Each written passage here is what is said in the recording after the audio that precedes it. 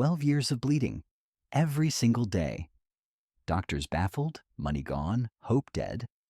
She was dying slowly, abandoned by everyone. But today, in a desperate crowd, one finger would touch a robe. In 1 second, 12 years of agony would end. This untouchable woman was about to experience the most documented medical miracle in history. Everything changes now. It started like any normal day. Veronica, a vibrant 25-year-old woman from Capernaum, wakes up to what she thinks is just another monthly cycle. She has no idea that this bleeding will never stop. For the next 12 years. You can imagine the horror when days turn into weeks, and the flow continues. In ancient Israel, this isn't just a medical condition.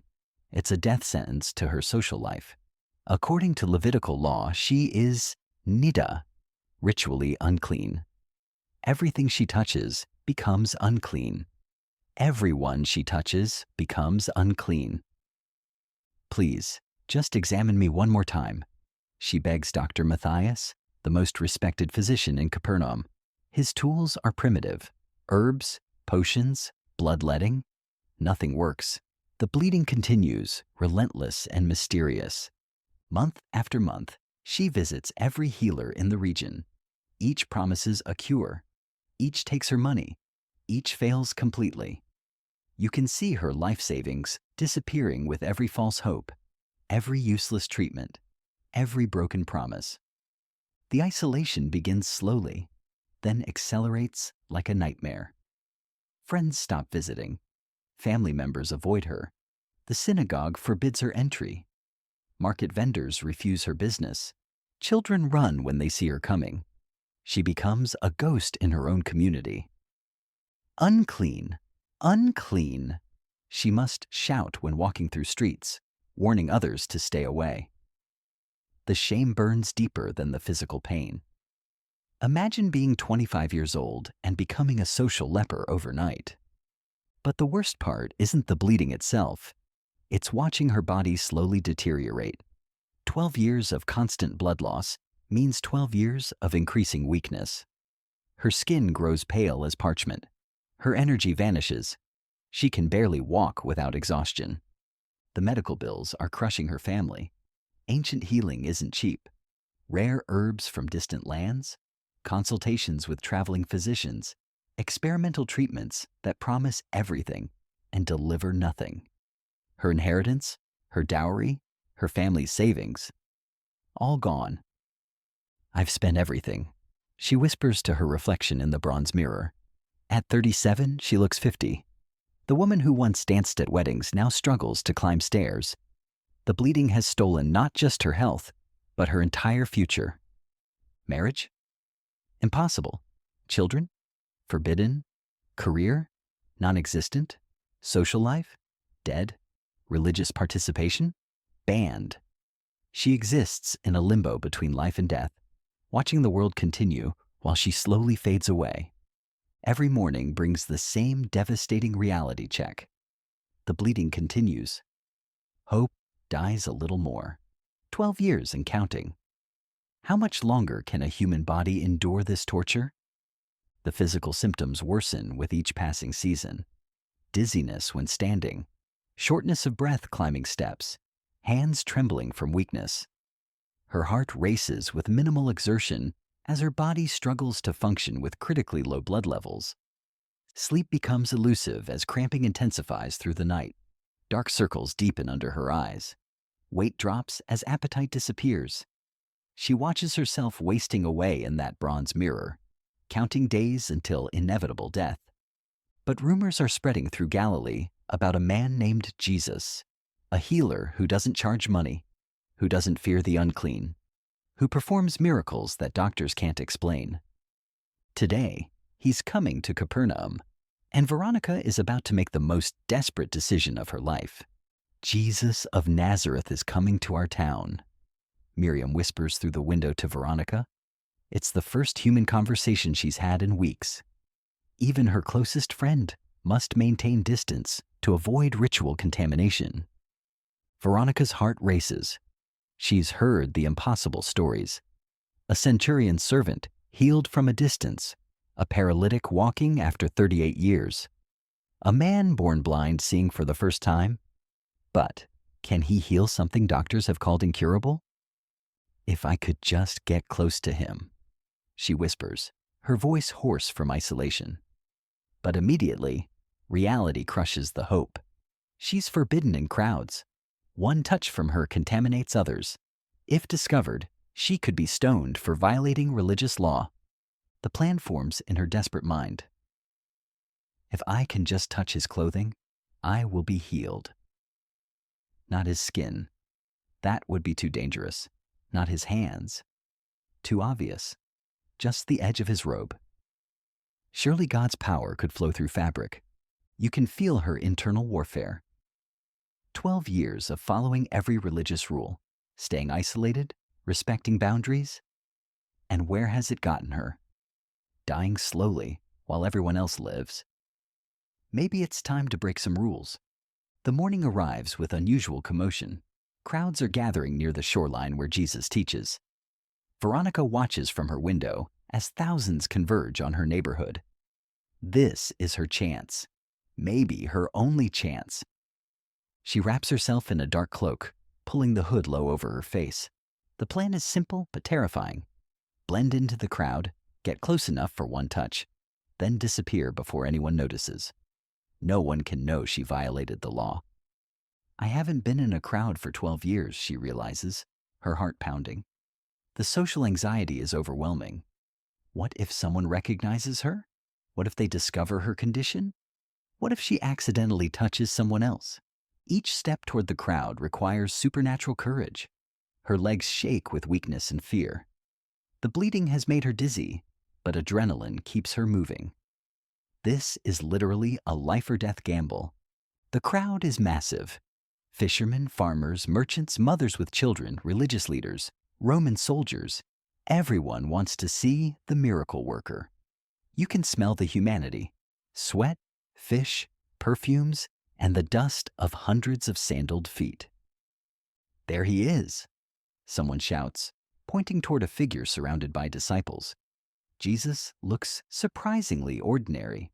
No glowing aura, no royal robes, no supernatural signs. Just a man in his 30s with kind eyes and calloused hands. But Veronica can sense something different about him. An authority, a peace, a power that makes the air itself seem charged with possibility. Hope, that dangerous emotion she's tried to kill, begins stirring in her chest. The crowd presses closer as Jesus moves. She's pushed and jostled by bodies that haven't touched human flesh in 12 years. The overwhelming sensation almost brings tears to her eyes. Just touch his robe, she repeats silently. Her hand extends toward his outer garment, inches away now, almost close enough. But doubt crashes over her like a wave. What if this doesn't work? What if she's discovered?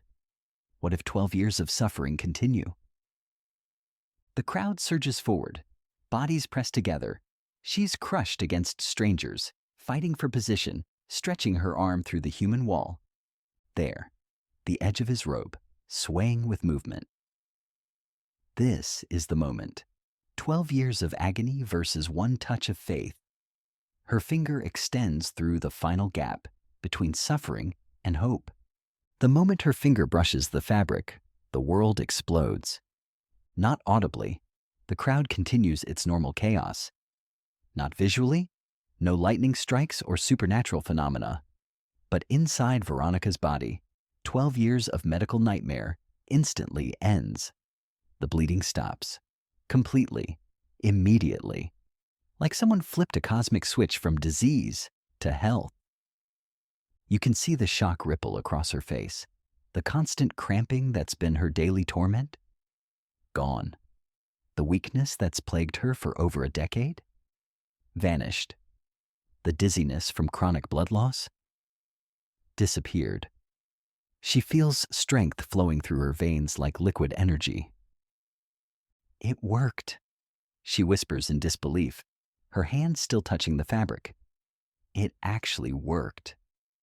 For the first time in 12 years, her body feels normal, strong, whole, complete. But before she can process this miracle fully, Jesus stops walking. The entire procession halts. You can feel the crowd's confusion as hundreds of people wonder why their teacher has suddenly frozen mid-step. "Who touched me?" Jesus asks, his voice carrying clearly through the noise. Veronica's blood runs cold. Her finger jerks back from his robe as if burned. He knows. Somehow, impossibly, he felt her touch among hundreds of people pressing against him.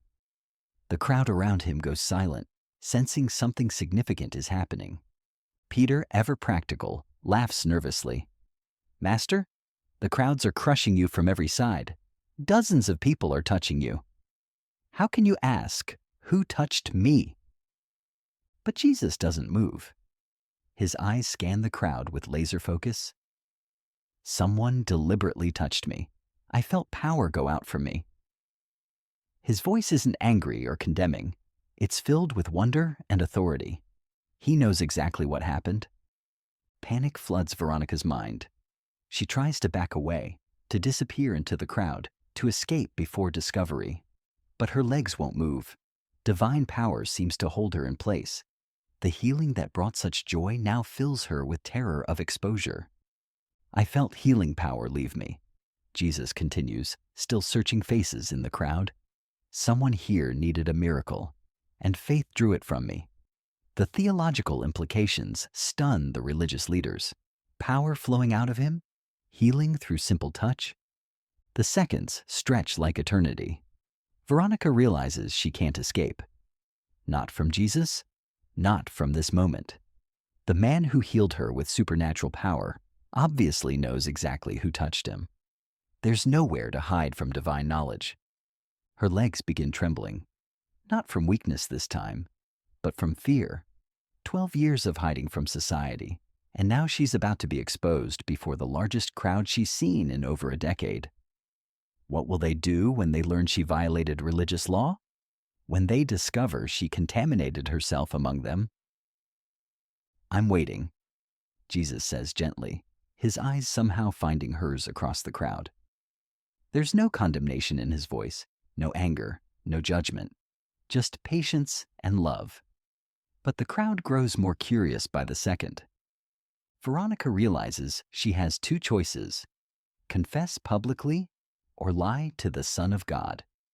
Neither option feels survivable, but the healing coursing through her body gives her courage she hasn't felt in 12 years. She takes a step forward, then another. The crowd parts slightly, creating a path between her and Jesus. Every eye follows her movement. Hundreds of people watching her approach the miracle worker who somehow knew her touch among thousands. "It was me," she whispers, but in the silence, her voice carries clearly. "I touched you." The confession hangs in the air like a thunderclap. The crowd immediately understands the implications, but instead of anger or disgust, Jesus' face breaks into the gentlest smile she's ever seen. "Tell everyone what happened," he says softly, stepping toward her instead of away. Trembling, Veronica falls to her knees before Jesus. The weight of 12 years, the magnitude of this miracle, the terror of public exposure. It all crashes over her at once. But somehow, looking into his eyes gives her strength to speak the truth she's hidden for over a decade. "For 12 years," she begins, her voice shaking but growing stronger with each word, "I have suffered from bleeding that no doctor could cure. I spent everything I had on treatments that only made me worse." You can see the crowd's reaction rippling through hundreds of faces. Recognition dawns on some who remember her from before she disappeared from society. Others recoil slightly, realizing they've been standing next to someone technically unclean under religious law. "I became untouchable," she continues, tears streaming down her face. Forbidden from worship, banned from the temple, isolated from family and friends. I've lived like a ghost for 12 years, watching life happen around me while I slowly died alone. The raw honesty stuns everyone into silence. This isn't just a healing story. It's a testimony of complete social rejection and medical hopelessness. Jesus nods encouragingly, his presence giving her permission to speak truths she's never voiced. Today, I heard you were coming to Capernaum. I knew I shouldn't come into the crowd. It was against the law. But I was desperate. I thought, if I could just touch the edge of your clothing, maybe I could be healed. Rabbi Jonathan, one of the religious leaders present, shifts uncomfortably. He knows the law she broke. By mixing with the crowd while ceremonially unclean, she contaminated everyone around her. The penalty could be severe. I pushed through the crowd, Veronica continues, her voice gaining power. I reached out my finger and barely touched your robe. And instantly, 12 years of bleeding stopped. I felt the healing power flow into my body like lightning. The crowd murmurs in amazement. Instant healing after 12 years. Medical professionals in the audience shake their heads in wonder. This violates everything they understand about chronic conditions and gradual recovery. Jesus steps closer to her, and instead of recoiling from her unclean state, he reaches out his hand. The gesture sends shockwaves through the religious observers. A rabbi touching someone who moments ago was ritually contaminated. This breaks every protocol they know.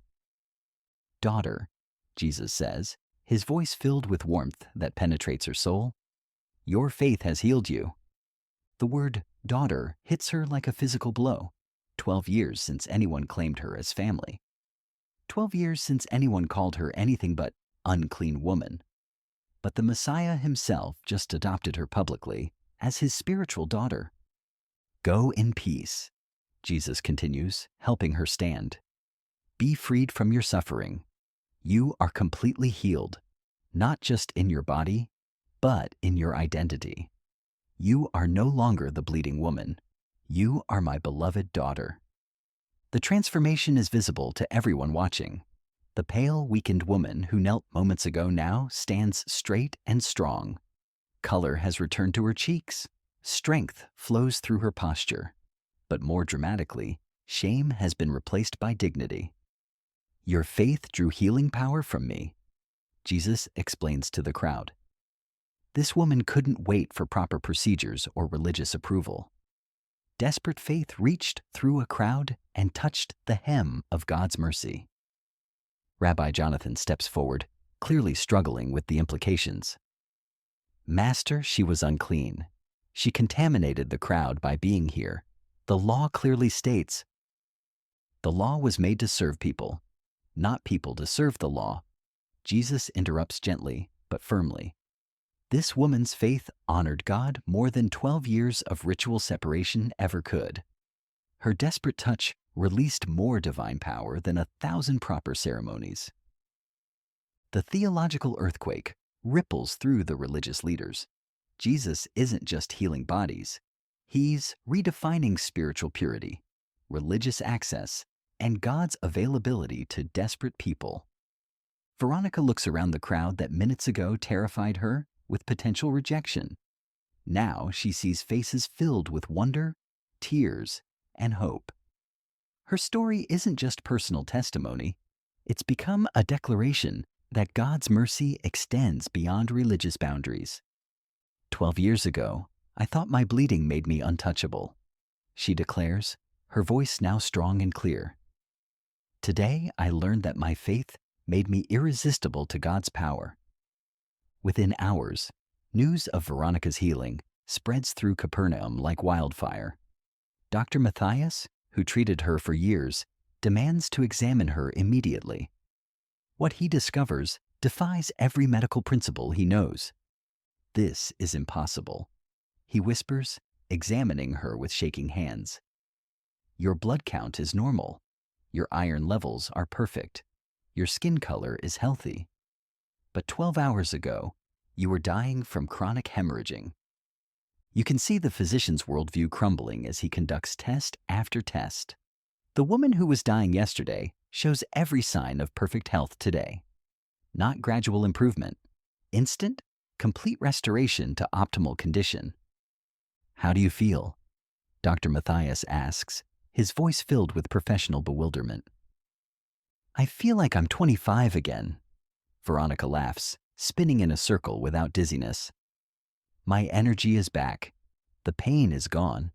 I slept through the night without cramping for the first time in 12 years. Dr. Nathaniel, the region's most respected healer, arrives to verify the impossible diagnosis. He's treated dozens of women with similar conditions. In his experience, chronic bleeding either kills patients or requires years of gradual treatment with uncertain results.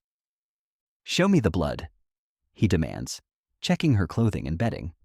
Nothing. No signs of the hemorrhaging that defined her life for over a decade. This violates every medical principle I understand. Word reaches Jerusalem's medical community. Scholars who study women's health issues travel to investigate this unprecedented case. They find a woman who was dying yesterday and is perfectly healthy today. No medical intervention, no gradual recovery, instant, complete healing. I've documented every treatment we attempted. Dr. Matthias explains to the visiting physicians. Herbal remedies, dietary changes, cauterization, bloodletting to balance her humors, imported medicines from Egypt and Rome. Nothing worked. She grew weaker every year. The economic impact of her healing becomes clear as they examine her records. 12 years of medical expenses had bankrupted her family. Rare herbs, experimental treatments, consultations with traveling specialists, all wasted money on ineffective cures. We estimated she had perhaps 6 months to live, Dr. Nathaniel admits. The blood loss was becoming critical. Her body was shutting down. There was nothing more we could do medically. But now she stands before them, a living contradiction to their medical expertise. Perfect health after 12 years of declining toward death. The physicians demand to interview Jesus about his healing methods, but he's already moved on to other towns. What exactly did he do? Dr. Matthias presses Veronica. Did he give you medicine? Perform surgery? Use some technique we don't understand? He did nothing, Veronica replies, her voice filled with wonder. I touched his robe, that's all. One finger for 1 second and 12 years of dying became instant health.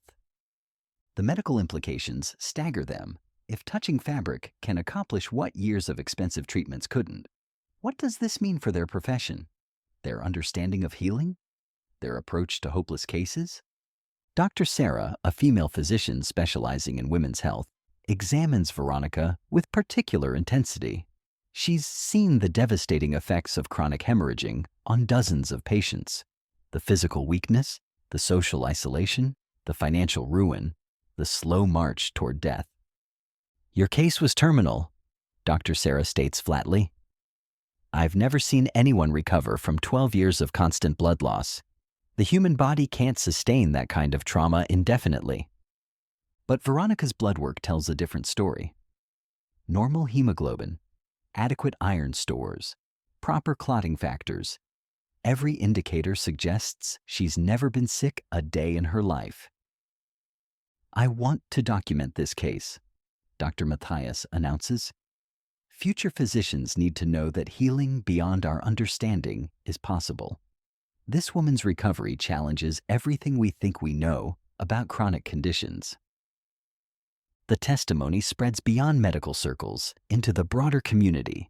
If desperate faith can access healing power that baffles professional physicians, maybe God's mercy extends beyond traditional religious channels.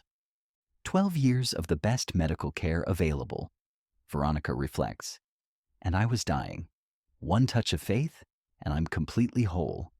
The difference wasn't in the medicine. It was in the source of healing power. The healing of Veronica's body was only the beginning. What happened next transformed not just her life, but the entire social fabric of Capernaum.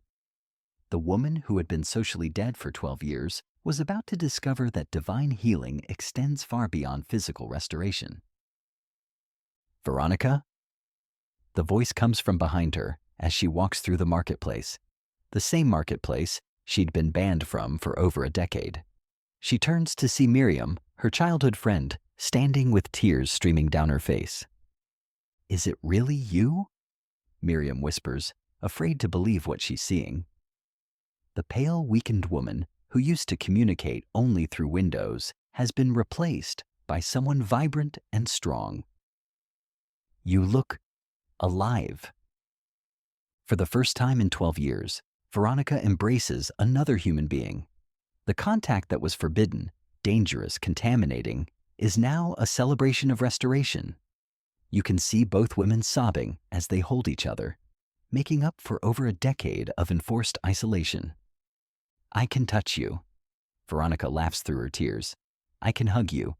I can be around people again." The simple human connection she'd been denied for so long feels like miracle upon miracle. Word spreads quickly through the community's social networks. The woman they had all written off as permanently contaminated has been declared clean by the miracle worker. But will society accept her back after 12 years of treating her like a living ghost? The test comes at the synagogue. Sabbath morning, Veronica approaches the building she hasn't entered in over a decade. Rabbi Benjamin, who enforced her exclusion, stands at the entrance with a conflicted expression. "Veronica," he says carefully, "we heard about what happened, but we need to follow proper procedures for ritual purification before—" "She's been purified by God himself," interrupts old Samuel, a respected elder who witnessed her healing. "If Jesus of Nazareth declares her clean, who are we to demand additional ceremonies?" The theological debate that follows reveals deep divisions in how the community processes miraculous healing versus traditional religious procedures. Some insist on following proper purification rituals. Others argue that divine healing transcends human protocols. "Let her enter," declares Hannah, a prominent woman whose own daughter struggled with similar health issues. "If God has healed her, we shouldn't create barriers where God has created bridges." As Veronica steps across the synagogue threshold for the first time in 12 years, you can feel the collective held breath of the congregation. This moment represents more than personal restoration. It's challenging centuries of religious and social boundaries. The women's section welcomes her with varying degrees of enthusiasm. Some embrace her return with joy. Others maintain cautious distance, still processing the implications of her story. A few whisper concerns about contamination, despite her obvious healing. "I missed this so much," Veronica whispers to Miriam during the reading from Isaiah. "Being part of worship, hearing scripture, feeling connected to God's people." Tears flow as she participates in communal prayers she'd been excluded from for over a decade. But the real test comes in the marketplace. Economic relationships reveal true social acceptance. Will merchants sell to her? Will customers interact normally? Will she be treated as a valued community member or a curiosity to be avoided? Marcus, the textile merchant who refused her business for 12 years, approaches hesitantly. "Veronica, we heard what happened. I want to apologize for turning you away. I was following the law, but—" "You were protecting your family and business," Veronica responds graciously. "I understand. But now I can shop here again?" The question hangs in the air, testing whether healing creates genuine social restoration. "Of course," Marcus responds, relief evident in his voice. "You're welcome here anytime." The simple transaction of buying fabric becomes a ceremony of social reintegration. Children who once ran from her now approach with curiosity.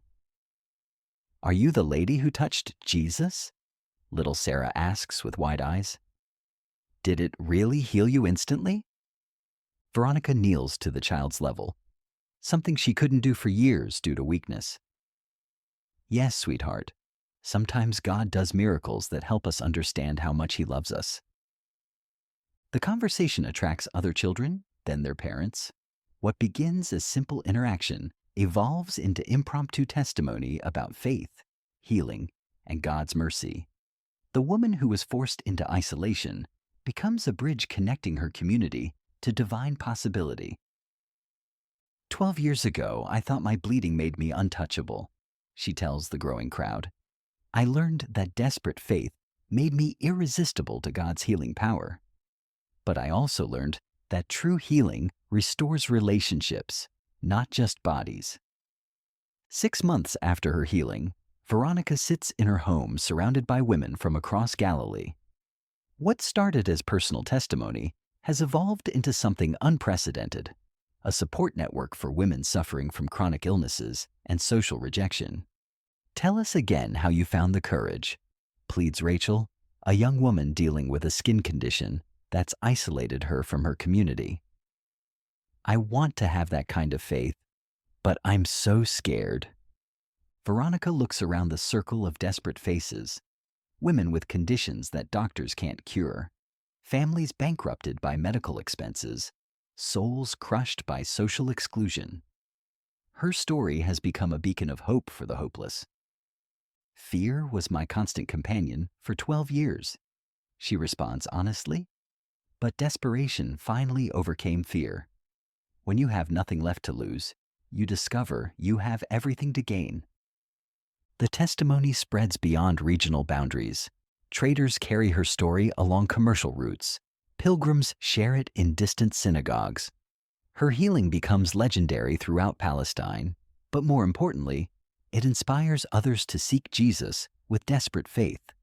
Joanna, the wife of Chusa who manages Herod's household, travels specifically to meet Veronica. As a woman of wealth and position, she initially doubts they have anything in common. But chronic pain transcends social class. I've consulted the finest physicians in Jerusalem and Rome, Joanna explains. My husband's position gives us access to imperial doctors. Nothing helps. The pain continues day and night. Wealth can't purchase healing. Veronica responds gently. I learned that desperate faith reaches where expensive medicine cannot. God's power flows to broken hearts, not full purses. The conversation transforms Joanna's perspective on faith, healing, and spiritual authenticity.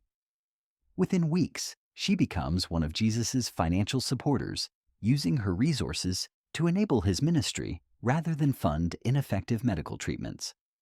Dr. Matthias visits regularly, not as Veronica's physician, but as a student of faith-based healing. Her case has revolutionized his approach to hopeless patients. He's begun referring terminal cases to seek out Jesus rather than exhaust themselves on futile treatments.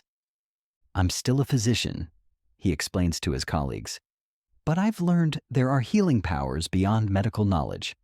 When science reaches its limits, faith sometimes finds solutions.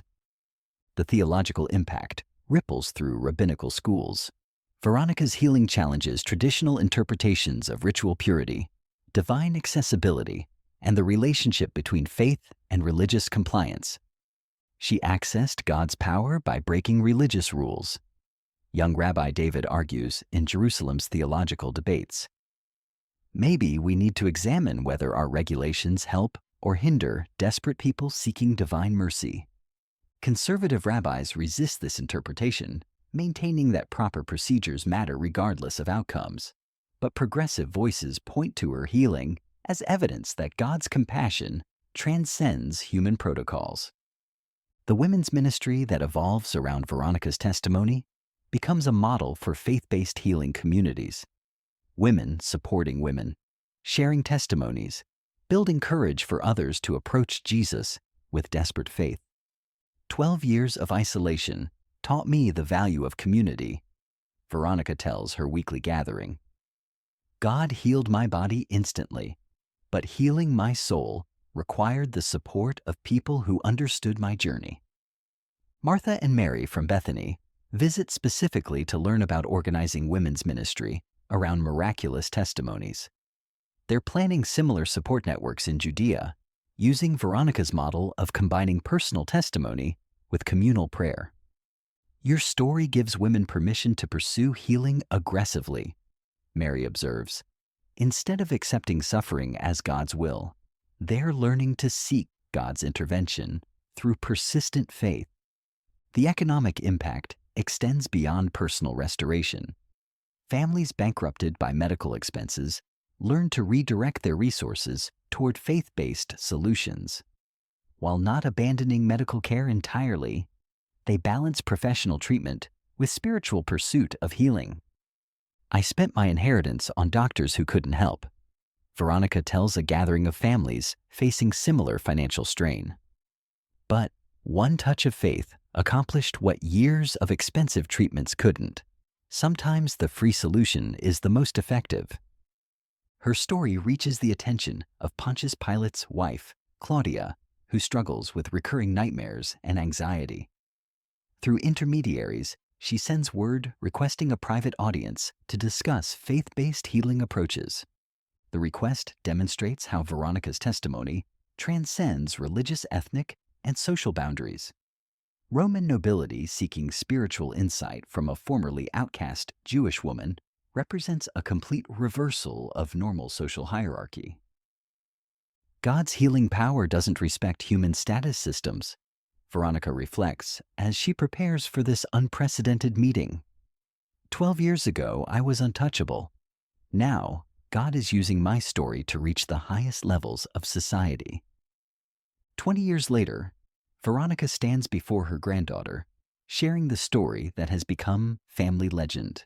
The woman who once had no future now has descendants who carry her testimony forward through generations. "Tell me about the day you touched Jesus, grandmother," little Esther pleads, her eyes wide with wonder. This story never gets old, never loses its power to inspire faith and hope in desperate situations. "It was the scariest and most wonderful day of my life," Veronica begins, her voice still strong despite her age. 12 years of suffering ended with one touch of faith.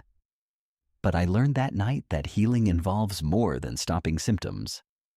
The ripple effects of her healing continue expanding decades later. The support network she started has grown into a movement spanning multiple provinces. Women's ministries throughout the Roman Empire use her story as foundational teaching about persistent faith. Paul the Apostle references her healing in his letters to various churches, though he doesn't name her specifically. Her story becomes theological framework for understanding faith that transcends religious regulations to access divine power directly. Some criticized her for contaminating the crowd by being there while unclean. Paul writes to the Galatians, "But Jesus commended her faith as an example for all believers. Sometimes obedience to God requires breaking human rules." The medical documentation of her healing influences how physicians throughout the empire approach chronic conditions. Dr. Matthias's detailed case study circulates among medical professionals, challenging them to consider spiritual dimensions of health and healing. Young doctors training in Alexandria and Rome study her case alongside traditional medical texts. Her instant healing after 12 years of progressive deterioration forces them to acknowledge healing possibilities beyond current medical understanding. The woman with the issue of blood, as she's become known in Christian circles, represents hope for millions suffering from conditions that medicine cannot cure. Her testimony bridges the gap between professional health care and faith-based healing. Veronica's house becomes an informal pilgrimage site. People travel from distant provinces to meet the woman whose desperate faith touched God's heart. She welcomes them all, sharing her story and praying for their healing. "I never wanted to be famous," she tells visitors. "I just wanted to be whole. But God used my healing to demonstrate His mercy to countless others. If my suffering can inspire someone else's faith, then every year of pain had purpose." The theological seminaries in Jerusalem and Antioch include her story in their curriculum about faith, healing, and divine accessibility. Students debate whether her violation of ritual purity laws should be interpreted as rebellion or righteous desperation. "She couldn't wait for proper procedures when she was dying," argues one theological position. Desperate faith that reaches beyond religious regulations sometimes honors God more than perfect compliance with human rules. Conservative scholars maintain that proper protocols should never be abandoned, regardless of circumstances. But her healing results force them to acknowledge God's sovereignty over human religious systems.